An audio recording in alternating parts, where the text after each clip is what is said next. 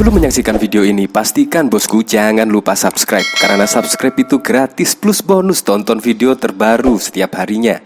Jangan lupa ya. Tepati janjinya, Erick Thohir berhasil ungkap dalam kasus Jiwasraya. Erick Thohir berjanji akan ungkap penyebab kerugian Jiwasraya yang mencapai triliunan rupiah. Untuk itu, Erick bekerjasama dengan KPK, Kejaksaan, dan semua pihak yang berwenang untuk mengejar sampai ke akar-akarnya. Kejaksaan Agung mengagendakan pemeriksaan Deputi Komisioner Pengawasan Pasar Modal II OJK Otoritas Jasa Keuangan Fahri Hilmi dalam kasus korupsi PT Asuransi Jiwasraya pada hari ini, Rabu 1 Juli 2020. Fahri telah ditetapkan sebagai tersangka dalam kasus tersebut. Direktur Penyidikan Febri Adriansa menyatakan Fahri Hilmi akan diperiksa pertama kalinya setelah ditetapkan sebagai tersangka. Dia hari ini akan kita periksa, kata Febri di kantornya Jakarta Selatan hari ini.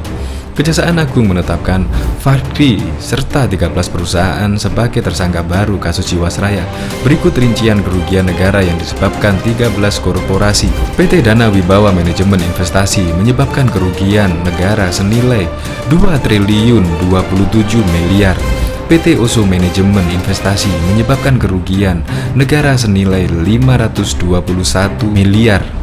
PT Pinnacle Persada Investasi menyebabkan kerugian negara senilai 815 miliar. PT Millennium Dana Tama menyebabkan kerugian negara senilai 676 miliar. PT Prospera Asset Management menyebabkan kerugian negara senilai 1 triliun 297 miliar. PT MNC Asset Management menyebabkan kerugian negara senilai 480 miliar. PT Maybank Asset Management menyebabkan kerugian negara senilai 515 miliar. PT GAP Capital menyebabkan kerugian negara senilai 448 miliar.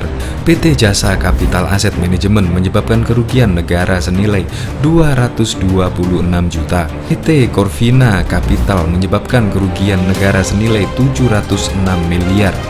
PT Trisur Fund Investama menyebabkan kerugian senilai 1 triliun 216 miliar. PT Sinarmas Asset Management menyebabkan kerugian negara senilai 77 miliar. Dan PT Pool Anvista menyebabkan kerugian negara senilai 2 triliun 142 500 juta.